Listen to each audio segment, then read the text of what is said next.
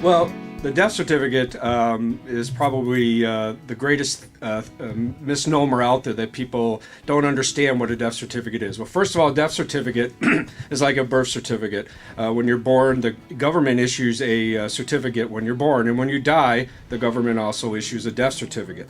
One of the things that most families don't understand is that death certificate is needed to make claims on other insurance and other assets.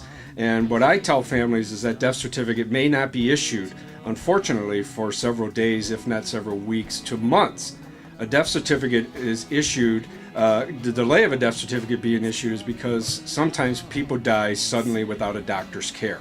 And what that means is they need to have some sort of reason for the person has died. They need some sort of reason to write on there. They need to know if it was a natural death, an accident, or so on. So typically the death certificate could take weeks or months to get.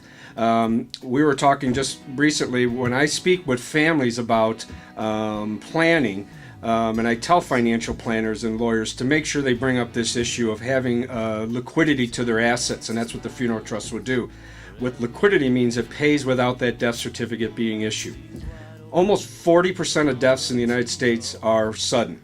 And what does that mean is when they die, it may take weeks for the death certificate to be issued. And families are left struggling to pay funeral bills because they can't access other insurance or financial